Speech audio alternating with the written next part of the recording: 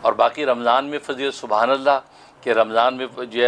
جو انتقال ہوا ہے، کیونکہ رمضان میں جس کا انتقال ہوتا ہے وہ عذاب قبر اسے اٹھا لیا جاتا ہے، اس کو عذاب قبر نہیں ہوتا، بلکہ جتنا بھی بڑا گناہ گار ہو رمضان میں اگر اس کا انتقال ہوا تو اس سے عذاب قبر اٹھا لیا جاتا ہے۔ اور عام دنوں کے اندر پیر اور جمعرات کو جس کا انتقال ہوتا ہے اس سے بھی عذاب قبر اٹھا لیا جاتا ہے، اس کو عذاب قبر نہیں ہوتا۔ وہ الگ بات ہے کہ میدان حشر میں جا کے وہاں جب حساب کتاب ہوگا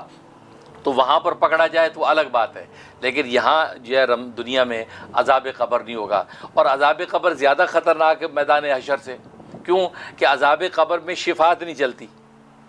میدان حشر میں شفاعت چلے گی۔ وہاں اگر پکڑا گیا تو شفاعت کے لیے نبی اکرم صلی اللہ علیہ وسلم آ جائیں گے، شفاعت کے لیے آپ کے پیر مرشد آ جائیں گے، شفاعت کے لیے عامت المسلمین کو اجازت ہو جائے گی، وہ آ جائیں گے، تو وہاں شفاعت کے ذریعے سے چھٹکارے کی امید ہے۔ لیکن عذاب قبر واحد ہے، یہاں کوئی شفاعت نہیں چلتی، یہاں اکیلے ہی جاتا ہے، سب جوابات دے گا ٹھیک ہے، ورنہ وہاں پٹائی شروع ہو جائے گی، قیامت تک پٹتا رہے گا، جہنم کی کھڑکی کھل جائے گی، وہاں سڑتا جلتا رہے گا، کوئی شفاعت نہیں۔ اسے عذاب قبر کا اٹھ جانا یہ بہت زبردست انعام اور فضل ہوتا ہے، کیونکہ حشر میں تو وہاں تو آپ کے کئی سفارشی کھڑے ہو جائیں گے اور ہو سکتا ہے اس سفارش سے آپ کی بچت ہو جائے۔ اس لیے یہ بہت بڑی رحمت اور نعمت ہے کہ رمضان میں انتقال ہوا ہے تو رمضان میں کسی بھی دن میں انتقال ہو تو عذاب قبر اس سے مرتفع کر لیا جاتا ہے، اور عام دنوں میں پیر کے دن اور جمعرات کے دن جب انتقال ہوتا ہے تو عذاب قبر کو اٹھا لیا جاتا ہے۔ اللہ تعالیٰ آپ کی بات کی بخشش فرمائے اور آپ حضرات کو جو صبر جمیل نصیب فرمائے۔ بہت شکریہ حضرت۔